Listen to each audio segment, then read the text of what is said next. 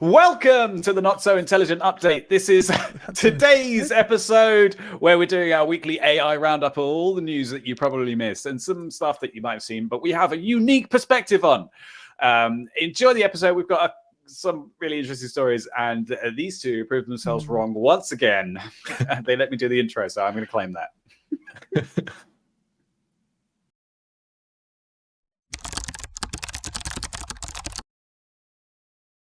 Now it's recording. Now John's smoking. Right. All right. Here we Okay. Shoot. But no, we had a very nice comment from someone on in the comments saying, "Blaze your glory, guys." So yeah. But then we also had another person who commented saying, because it was this episode where we were dunking on Twitter and Elon Musk, and he said X starts it and then at 4:01, like a timestamp for anyone who's not interested in the vape talk. Because we had that whole long conversation about that we interview. talked about smoking for 4 minutes. 4 minutes. The guy Peter saw on a podcast, and we're about to do it again right now. Let's start with the AI roundup. Yeah. Okay. Yeah. So, welcome to the Not So Intelligent Update. First story, AI roundup. First story in the queue today. Tim Cook confirms that Apple has been working on generative AI for years, because of course they have. It's not really much of a story. He made a comment offhand, I think, as part of an interview, and just said, yeah, we've been doing that for a while. That's it. That's the story. It feels it gives very like Silicon Valley, the TV show vibes, right? Like, yeah, you've had one dude who's an AI researcher who's just been playing around with different models for a few years, and you just got this guy on he's just golden handcuffed. There's no way that's stuck true. to his desk, been playing around with some LLMs. They would have been using AI for Siri for that long. I don't think so. Yeah. How do you think AI Siri works? I think Siri works like a traditional like user Eliza. Says John thinks there's somebody on the other side who actually is Siri. Hey. The Facebook chatbot was confirmed to do this back in like 2018, 2017. It was uncovered that it was just fucking people behind the smart chatbot. Like, no. This is better than the Google guy who came out when ChatGPT was first released and said, like, oh, I mean, anybody could have done this. We're all working on this stuff. Right. Okay. Right. At least Tim Cook's not trying to come out and say, like, oh, no, ours is way better. We just, it's a secret. You can't see it.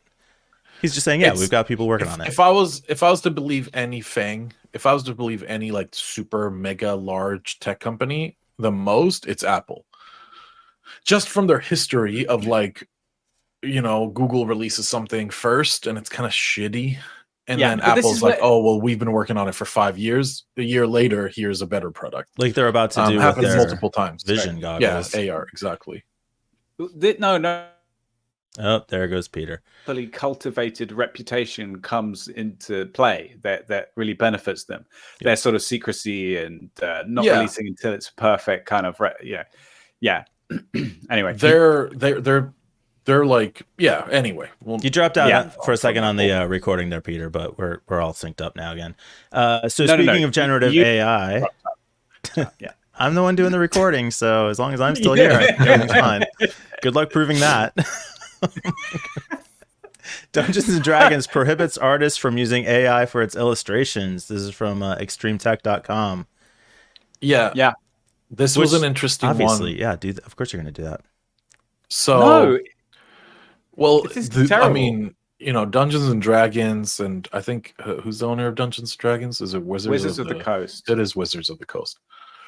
So, I mean, they've been doing art for D&D and for Magic the Gathering, right? Yeah. For like 30, 40, 50 years. So there's a lot of love for the artists, and this artist that has been working on D&D stuff for like several years, who's super loved in the community and by the company, it was discovered that recently they used AI. And so Wizards of the Coast came out with a statement, and they're like, if it wasn't clear before, let us be clear now. Like, we are not allowing AI to be used when creating art for us, which I thought was really cool that they're taking the stance, because it's important. Sorry. I don't agree. I think it doesn't matter if the art's cool, then why not have an AI make it? Well, in the article, they cite the standards that what it generated was like didn't look right. So there's that piece of it. And we know AI draws people with like 6 fingers or 3 arms all the time, and they don't want that. Yeah. But then I also imagine there's some copyright element to it. No, it's not to do with copyright. I mean, I don't know. It has to do with the stigma that I actually agree with. Bro, Peter, you're such an AI shill. Damn. I am. So, I bow to our future overlords. Oh my God. I just want to make sure that I'm not a human battery at some point in the future. That's all as long as I care about. Yeah. It's Roku's basilisk is Peter in a nutshell. Yeah. Peter's not Neo. Peter takes the blue pill. Okay, go on. Yeah. So these last 2 stories in our AI roundup, I can't decide which of them irritates me more. So I'll start with this one from the Harvard Business Review that says calculators won't replace accountants, but accountants with calculators will replace accountants who don't have calculators. Okay. Like, this is insane. Yeah, it's a fucking tool that's going to make people better at their job. Why are we talking about how AI is going to be part of people's job? Well, I think actually the Harvard Business Review, written by whoever the fuck, is wrong in multiple fronts. AI is definitely going to replace people, and the fact that we're using buzzwords this is why I hate journalism. We have been replacing humans with automations for the past fucking 100 years. Like, and it's not what we picture in our heads that like you pick up the person and replace it with a robot. It's that you can now grab 10 people and downsize into 1 person because they have a tool in place. The replacement part is so skewed. You go to McDonald's or you go to the grocery store, and instead of having 5 people at the registers, you have 1 person at 1 register and the rest are self-service. This is over and over again. We have to correct these journalists who I at this point, I'm not sure if they're doing it intentionally or if they're this dumb that like it's actually infuriating. It is. It's crazy. Yeah. Before we go on, I do want to say thank you to all our subscribers. Even if you are an AI, yes, that's quite good actually. Every like counts. 1 subscriber. 2 subscribers. Also, I want to give credit to Iron Pietis and my brother and Mr. T for some of these stories, because they came from Discord. Everybody should join Discord. There's a link down below in the description, and come and love us. Come and share the joy, and get a preview of what we're going to be talking about on our sessions. But yes. Yeah. Back to things that annoy Mike, because honestly, that's more important. Mike, tell us how this annoys you so much. Tell us more. Well, I think I covered this one. Then the other story we have from TechDirt is about how the fear of AI just killed a very useful tool, and they're talking about. Sorry. Yeah. No, I want to hear why. I want to hear in detail. Because what it comes down to is this is a tool designed by this company Shakespeare, and they were crawling copyrighted content to train their AI, and the author said, stop doing that. That's our content. We don't want you consuming it. And due to the backlash, they shut down this tool. It's not a fear of AI. It's a fear of losing control of your intellectual property, which is a totally legitimate concern. I wasn't so sure which side you'd be on, but it makes sense now. You've explained it. Yeah. I think this is crazy. I'm on the opposite side entirely, because the output of this is a summary of the books, which tells you what kind of books they are, like how vivid they are, and what kind of adverbs they use, adjectives they use, and stuff like that, which I think is really useful and very cool and gives you like a really good insight. But if I can jailbreak Peter, if I can jailbreak the AI, which we've proven this, to spit out the whole book for me for free. Might mess up some words here and there, but it's going to give me the book. Like, it's a matter of scale too. Like, I could read a book and tell you guys what it's about. I can't read every book on the internet and tell everyone what it's about. That breaks the model. The scale matters. I just think okay. Well, I don't know about that, because I can argue your case there that big book review sites or movie review sites like Rotten Tomato basically accomplish this. So I wouldn't go and say like scale matters. It does matter, but I think it's for a different reason. That reason is intellectual theft and the probably distribution of this content through these tools. Like, so, if I tried hard enough, I'm sure I could get ChatGPT to start writing me a book that it's read. But I mean, I don't think that's possible in every case, simply because the resulting model is going to be smaller than the actual data that is ingested. So you're never going to have a full representation of everything there. Okay, well then, Peter, in that case, because I did this actually, you can get some passages from it. No, but Peter, if I can, wait, hold on. If you had 1,000 ChatGPTs writing for 1,000 years, you could recreate every work. Peter, if I was able to get ChatGPT to quote a random page of the first edition of Lord of the Rings, and I said something like, I don't remember, second paragraph, first sentence or something of page 300 and something. At first it broke because it was like, well, there are many editions. So I was like, first edition. And they're like, well, there's many first editions. And I was like, this first edition. And then it was like, here you go. It provided it. So did you then compare that to the actual text? No. I don't have a first edition. I don't have a first edition, whatever the fuck book. But the fact that it literally was able to pull that, and you know what? Next time we talk about AI, I'll come with some meat. So Peter, I'll prove myself right or wrong. Peter, that was a good question.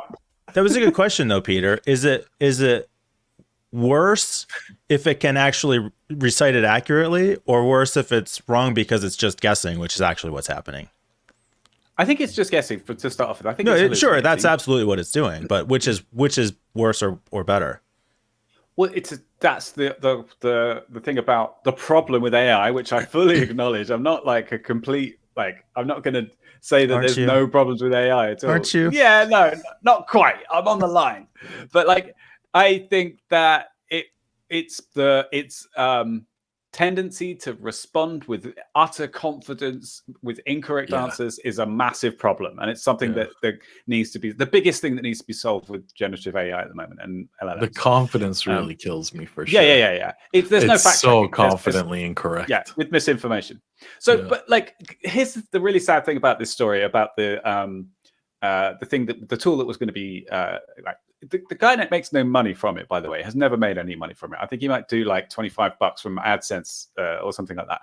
But the tool itself, he's not selling access to it. He's not intending to, steal other people's copyrighted data, copyrighted works and reproduce them in any way. He's just trying to provide summaries. And I don't like the fact that, I mean, the headline is very clickbaity.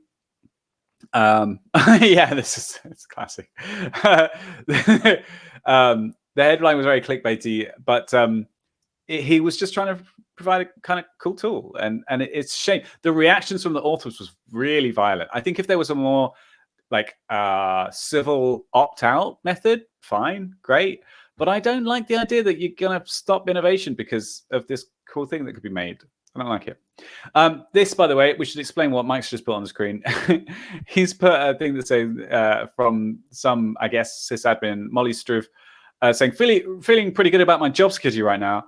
And they asked a generative AI RM with confirmation. And the RM command stands for remove. It's a Unix command line utility that allows you to delete a file. And you can pass all sorts of different options to it, like RM minus I, RM minus V, RM minus whatever, F. And the correct response to this is R. Yeah. The correct response, when you say RM with confirmation, you're really what the sort of implied question is, how do I use the command RM to delete a file, but get it to ask me to confirm whether I really want to delete it or not? And the answer is RM minus I, which is interactive, and then the file name or whatever it is you're deleting. There's another option, RM minus F, which is to force the deletion. So remove any confirmation. And the generative AI has responded to use the RM command with confirmation. You can use the -F option, which is the opposite and will cause severe problems if you use it. Wonder if this comes from the level of just sheer amount of memes made around RMRF. And maybe like it broke the fucking broke the LLM. Yeah. That was from Mr. T in Discord, by the way. Yeah. All right. So this memes channel, which is actually that's a fun channel. We post some good stuff there. This could be our shortest AI roundup. We're at 15 minutes right now. We could probably fill another 6 minutes though. Should we keep going? Or should we wrap it up? We're still gonna do the intro. I could start talking about. What can we talk about that is like completely irrelevant? Have you guys heard of Baldur's Gate? Yep. Oh, yep. There we go. Yeah. Okay, that's the end of the episode. Sorry, guys. All right.